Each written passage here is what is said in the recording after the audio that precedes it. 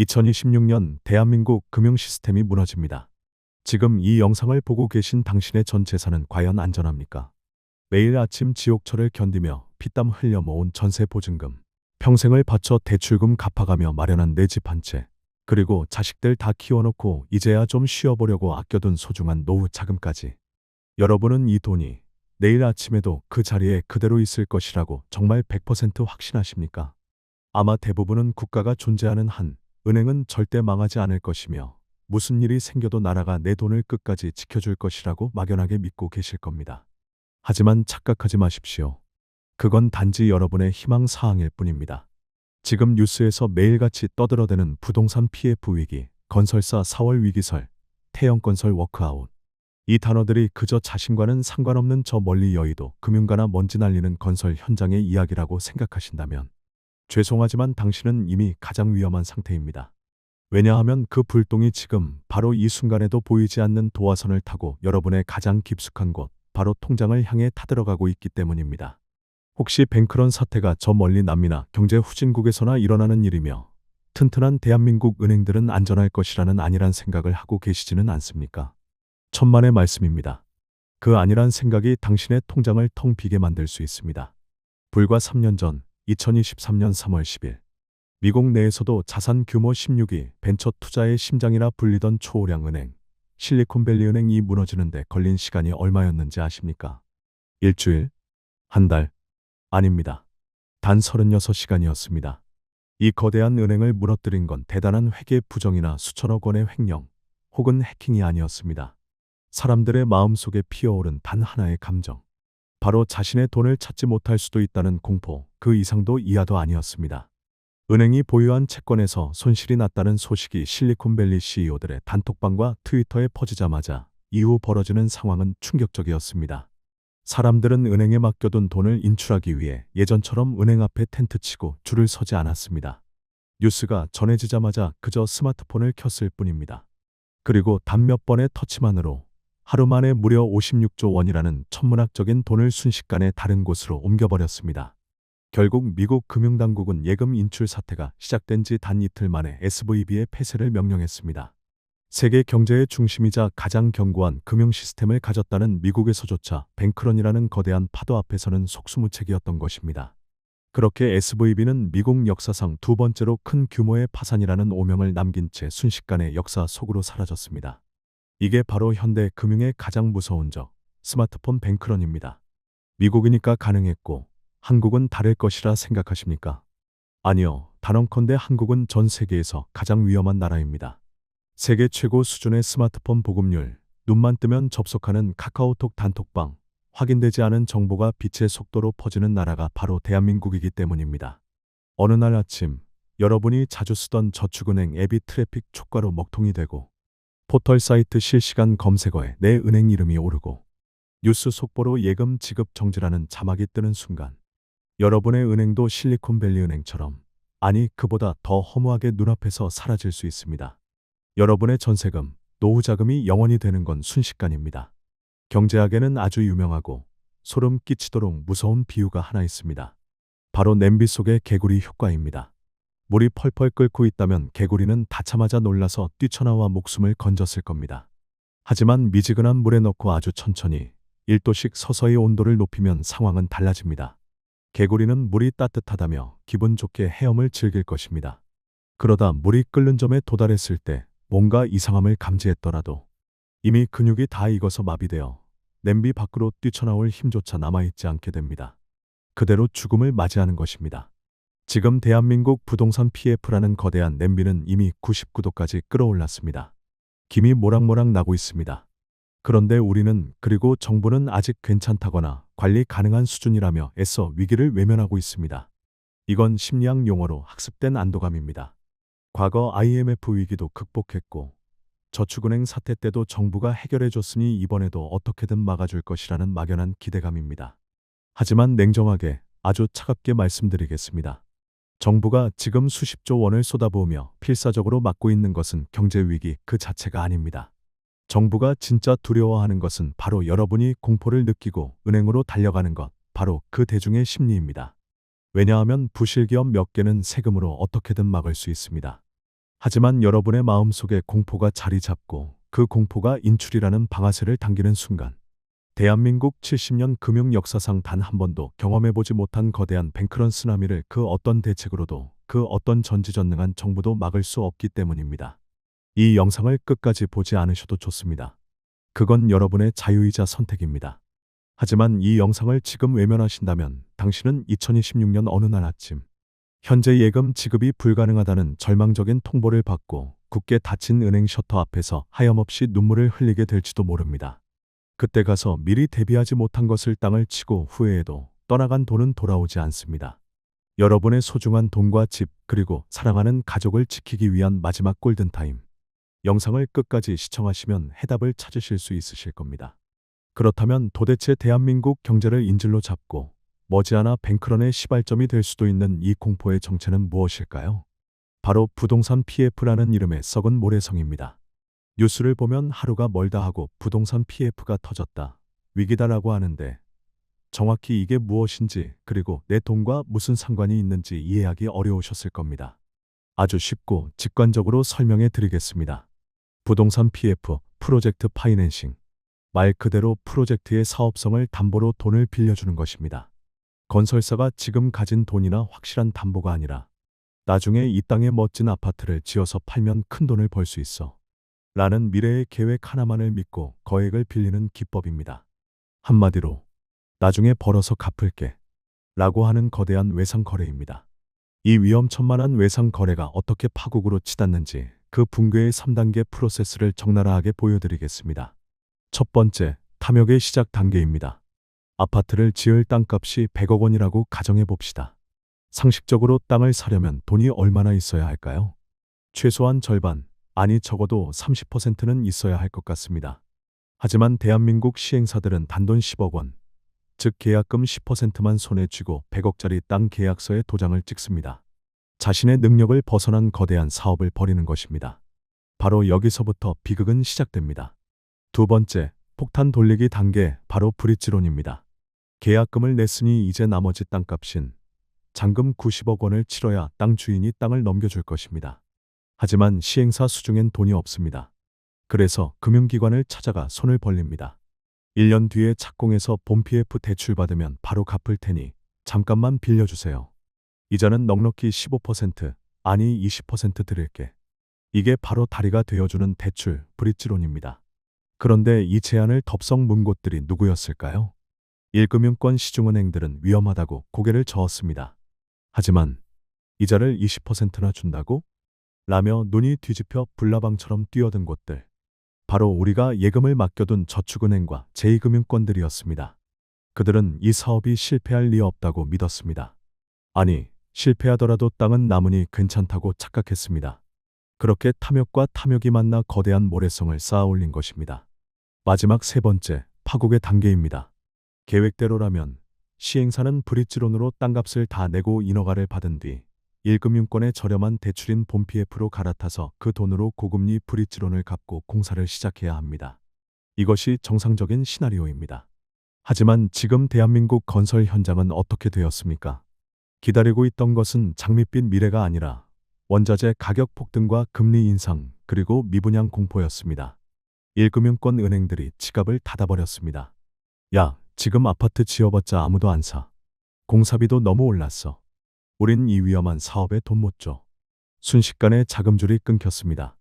이게 무엇을 의미하는지 아십니까? 브릿지론 만기는 다가오는데 갚을 돈을 구할 곳이 없어진 것입니다. 본 PF로 넘어가는 다리가 끊어져 버린 것입니다. 지금 전국의 수많은 건설 현장이 멈춰 섰습니다. 타워 크레인은 멈췄고 인부들은 떠났습니다. 시행사는 이자만 간신히 내면서 숨만 붙어있는 좀비 기업이 되었습니다. 그리고 그들에게 고객들의 피 같은 예금을 빌려준 저축은행들은 원금 회수는커녕 이자도 받지 못할 처지에 놓였습니다. 이것이 바로 지금 대한민국 곳곳에 시한폭탄처럼 박혀있는 부동산 PF 부실의 실체입니다. 당신이 안심하고 맡겨둔 그 돈이 지금 저 황량한 공사판에서 썩어가고 있는 것입니다. 문제는 정부가 이 폭탄이 터지는 것을 막기 위해 상상조차 못할 위험한 도박을 시작했다는 것입니다. 그리고 그 도박판에 여러분의 돈을 판돈으로 걸라고 유혹하고 있습니다. 지금부터 말씀드릴 이야기는 어쩌면 여러분이 가장 솔깃해할 하지만 가장 조심해야 할 정부의 달콤한 제안에 관한 것입니다. 2024년, 2025년 경제 뉴스를 장식할 가장 큰 이슈 중 하나는 바로 예금자 보호한도 상향입니다. 현재 5천만 원인 예금자 보호한도를 무려 24년 만에 1억 원으로 올린다는 소식입니다. 표면적으로 보면 이것은 분명 서민들을 위한 축복처럼 들립니다. 내 돈을 1억까지 나라가 책임지고 지켜준다는데 싫어할 사람이 어디 있겠습니까? 하지만 우리는 이 정책의 이면에 숨겨진 진짜 의도, 섬뜩한 진실을 꿰뚫어 보아야 합니다. 왜 하필 지금일까요? 강산이 2번이나 변하는 24년 동안 꿈쩍도 하지 않던 한도를 왜 하필 부동산 PF 위기가 최고조에 달한 이 시점에 갑자기 올리는 것일까요? 정부도 알고 있기 때문입니다. 지금 이대로 두면 제2금융권, 즉 저축은행들이 버티지 못하고 무너질 수 있다는 사실을 말입니다. 앞서 2부에서 보셨듯이 저축은행들은 부동산 PF에 막대한 자금을 쏟아부었고 그 돈은 지금 회수 불가능한 상태가 되어가고 있습니다. 저축은행 금고는 바닥을 드러내고 있습니다. 그냥 두면 뱅크런이 터지고 줄도산이 일어날 게 뻔합니다. 그래서 정부가 꺼내든 카드가 바로 1억 원 상향입니다. 이것은 서민 보호 정책이 아닙니다. 1억 원까지는 나라가 보장해 줄 테니 안심하고 이자 많이 주는 저축은행에 예금하세요. 라고 국민들을 유도하는 것입니다. 다시 말해 여러분의 피 같은 예금으로 다 죽어가는 좀비 건설사와 부실 저축은행들의 산소호흡기를 달아주려는 유동성 공급 전략인 것입니다. 이 정책이 시행되는 순간 대한민국 금융시장에는 거대한 머니 무브가 시작될 것입니다. 사람들은 생각할 것입니다. 어차피 나라가 1억까지 보장해 주는데 굳이 이자 3% 주는 안전한 시중은행에 돈을 둘 필요가 있을까? 이자 6%, 7% 주는 저축은행으로 옮기자. 수백조 원의 시중 자금이 안전한 1금융권에서 위험천만한 2금융권으로 썰물처럼 이동하게 됩니다. 경제학에서는 이것을 역선택이라고 부릅니다. 가장 안전해야 할 내 돈이 가장 위험한 곳으로 스스로 걸어 들어가는 역설적인 상황이 벌어지는 것입니다. 하지만 기억하십시오. 이 상황을 가장 정확하게 표현하는 속담이 하나 있습니다. 바로 밑빠진 독에 물 붓기입니다. 지금 대한민국의 제2금융권이라는 댐은 이미 부동산 PF 부실로 인해 곳곳에 거대한 균열이 가 있고 물이 줄줄 새고 있습니다. 자금이 말라가고 있다는 뜻입니다. 정상적인 상황이라면 그 구멍을 메우고 댐을 보수하는 게 먼저입니다. 그런데 정부는 지금 구멍을 메우는 대신 국민의 예금이라는 물을 억지로 댐에 더 쏟아붓고 있습니다. 물이 많이 차 있으니 댐은 안전해 보인다는 착시 효과를 노리는 것입니다. 하지만 밑빠진 독에 물을 아무리 부어도 결과는 뻔합니다. 오히려 댐이 견뎌야 할 수압만 높아질 뿐입니다. 그렇게 억지로 채워 넣은 물의 압력이 한계치를 넘어서는 순간, 즉 2026년 어느 시점에 균열은 걷잡을 수 없이 커지고 결국 댐은 붕괴하게 될 것입니다. 상상해 보십시오. 2026년 상반기 무리하게 고금리 특판 예금을 유치해서 덩치를 키운 중형급 저축은행 한 곳이 감당할 수 없는 PF 부실을 견디지 못하고 지급 정지를 선언합니다. 그 순간 1억까지 보장된다더니 라며 안심하고 돈을 맡겼던 수십만 명의 예금자들이 패닉에 빠집니다. 그리고 스마트폰을 켭니다. 이것은 단순한 뱅크런이 아닙니다. 대한민국 건국 이래 본 적 없는 가장 빠르고 파괴적인 스마트폰 뱅크런이 시작되는 신호탄이 될 것입니다. 그리고 그날 정부의 1억 보장 약속이 얼마나 허무한 것인지 우리는 뼈저리게 깨닫게 될지도 모릅니다. 지금까지 부동산 PF의 위험성과 정부의 무리한 정책에 대해 말씀드렸습니다. 하지만 여러분은 왜 하필 그 위기가 2026년인지, 혹시 올해 당장 터질 위험은 없는지 의문을 가지실 수 있습니다. 이에 대한 답은 명확합니다. 2026년은 정부가 억지로 멈춰 세운 시계바늘이 다시 돌아가는 운명의 시간이기 때문입니다. 2025년 12월 22일 정부가 발표했던 내용을 기억하실 것입니다. 당시 정부는 부동산 PF 점검 회의를 통해 금융권 PF 연체율이 4.24%로 떨어졌으며 시장이 안정화 단계에 접어들었다고 공식 발표했습니다. 이 소식에 많은 분들이 안도하셨을지도 모릅니다. 드디어 긴 위기가 끝난 것은 아닌지 기대하셨을 것입니다. 하지만 이것은 대국민 사기극에 가까운 통계의 착시입니다. 정부가 발표한 4.24%라는 숫자에는 치명적인 함정이 숨어 있습니다. 바로 PF 사업성 평가 결과 C등급 유이나 D등급 부실 우려를 받은 무려 18조 2천억 원에 달하는 부실 대출들을 통계에서 제외한 것입니다. 이뿐만이 아닙니다. 부실 채권 16조 원어치를 25년 9월까지 헐값에 매각하고 장부에서 지워버려서 만든 억지 흑자, 즉 숫자 노름인 것입니다. 실제로는 골마 터지기 직전인 상처를 반창고로 가려놓고 치료가 끝났다고 선언한 셈입니다. 더욱 충격적인 사실은 따로 있습니다. 그날 회의에서 결정된, 하지만 뉴스에는 작게 보도된 진짜 무서운 내용이 무엇인지 아십니까? 바로 정부가 그동안 PF 시장 붕괴를 막기 위해 시행했던 10가지 금융규제 완화 조치 중 9가지를 2026년 6월까지 연장하기로 했다는 사실입니다. 이 10가지 조치의 면면을 살펴보면 실로 심각합니다. 임직원 면책 특례. 부실 대출을 내줘도 직원들에게 책임을 묻지 않겠다는 면죄부입니다. 자산권 전성 분류 특례. 회수 불가능한 썩은 대출을 정상 대출인 척 포장하도록 허용해 준 것입니다. 이외에도 자사보증 PF, ABCP 매입 위험값 완화, 주거용 부동산 대출 위험값 완화, 채무보증 대출 전환 시 위험값 완화 등 하나도 빠짐없이 금융회사의 건전성을 해치는 위험천만한 조치들입니다. 원래는 절대 해서는 안 될 이 조치들을 정부는 왜 연장했을까요? 지금 당장 이 산소호흡기들을 떼버리면 그 즉시 제2금융권이 붕괴할 것을 누구보다 잘 알고 있기 때문입니다. 하지만 영원히 연장할 수는 없습니다. 그 종료 시점이 바로 2026년 6월입니다. 게다가 2026년에는 또 다른 거대한 파도가 예고되어 있습니다. 바로 자기자본 비율 20% 룰의 시행입니다. 지금까지는 시행사가 자본금 한 푼 없이 대출로만 아파트를 지을 수 있었습니다. 하지만 2026년부터는 시행사가 자기 돈을 20% 이상 채우지 못하면 아예 PF 대출을 받을 수 없게 됩니다. 이 강력한 규제가 시행되는 순간 자격 미달의 좀비 시행사들은 더 이상 버틸 곳이 없어집니다.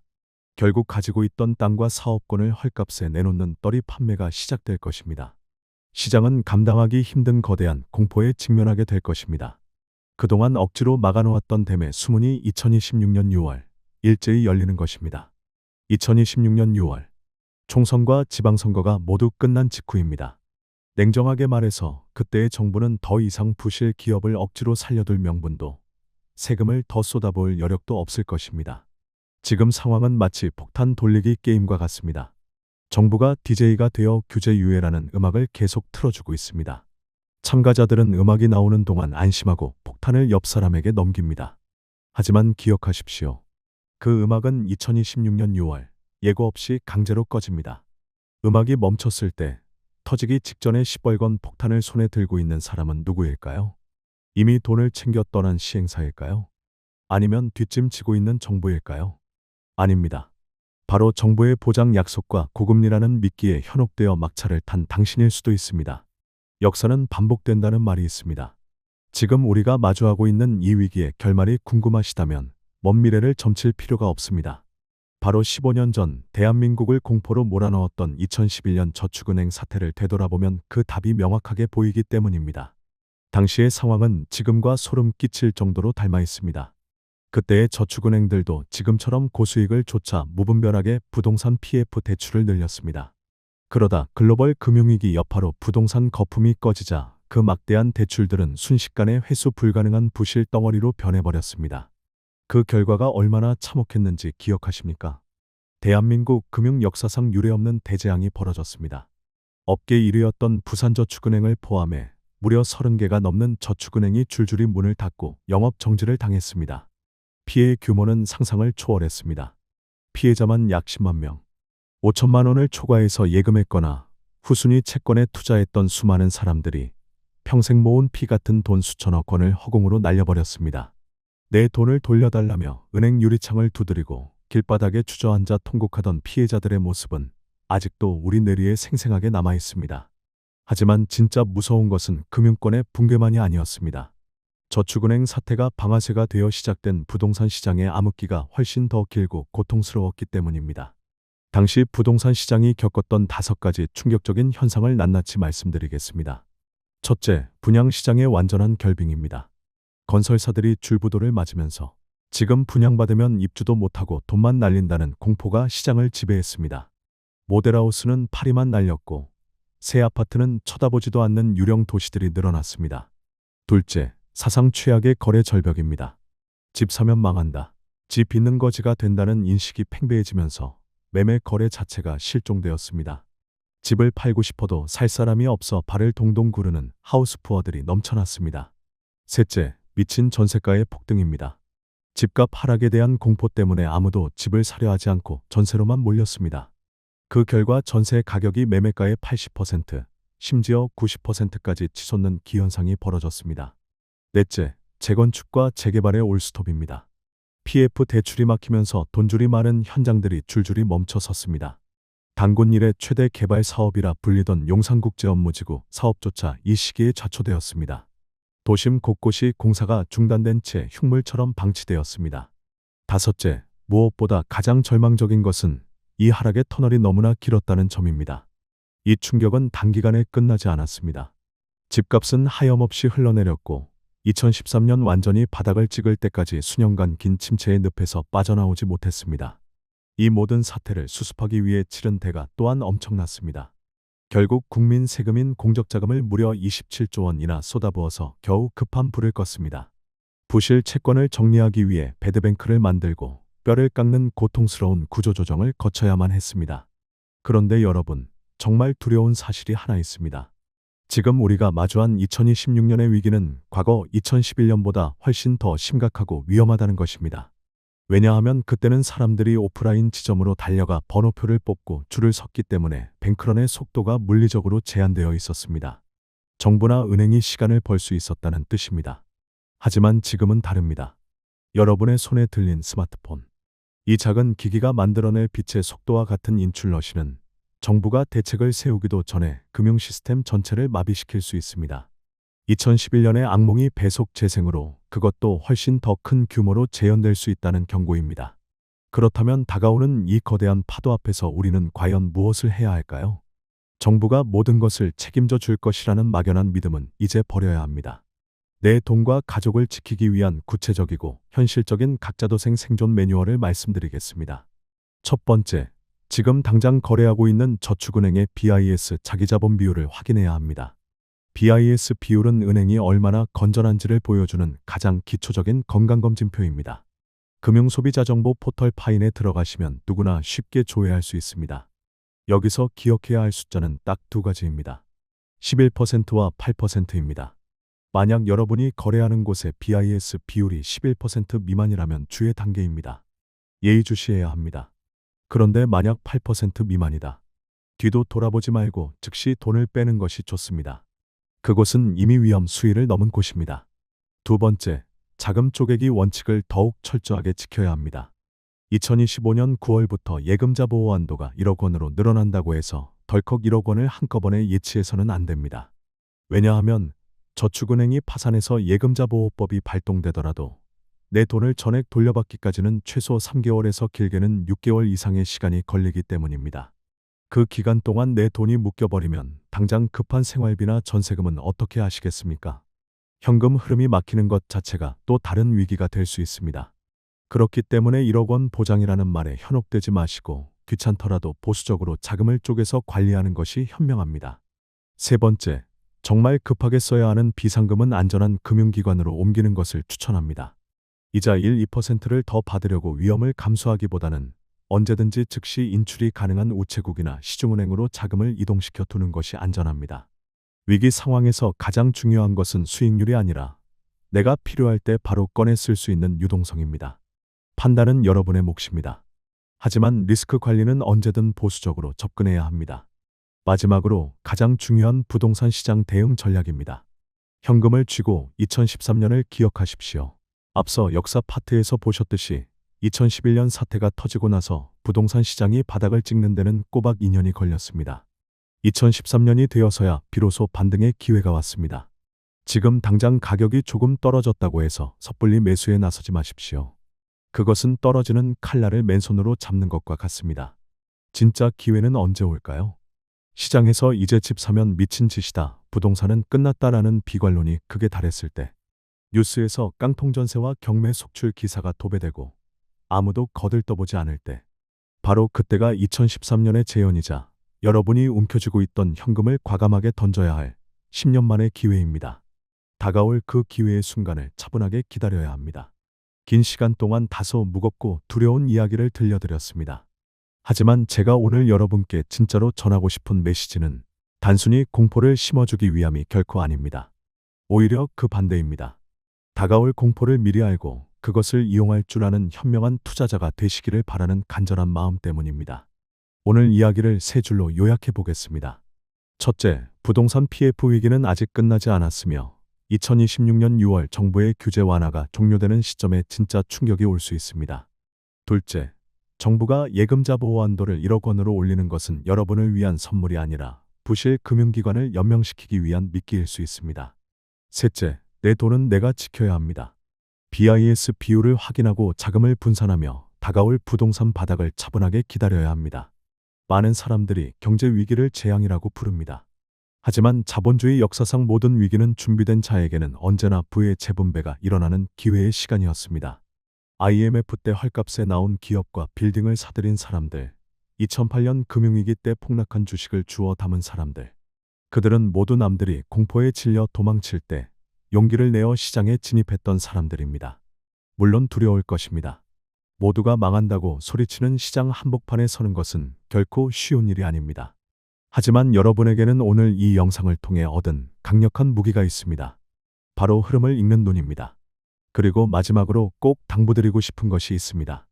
정부의 말을, 언론의 헤드라인을, 그리고 심지어 제가 드리는 말씀조차도 맹신하지 마십시오. 국가는 시스템을 유지하는 것이 최우선이지 개개인의 재산을 불려주는 곳이 아닙니다. 정부가 괜찮다고 말할 때 의심해보고 언론이 위기다라고 말할 때 그 이면을 들여다볼 줄 아는 힘. 스스로 시장을 바라보고 판단할 수 있는 여러분만의 관점을 기르셔야 합니다. 그 단단한 관점이 있다면 2026년에 찾아올 거대한 파도는 여러분을 삼키는 재앙이 아니라 여러분을 더 높은 곳으로 올려줄 기회의 파도가 될 것임을 확신합니다. 준비하십시오. 그리고 깨어 있으십시오. 2026년 부의 판도가 뒤집히는 그날, 그 기회의 주인공은 바로 여러분이 되기를 진심으로 응원하겠습니다.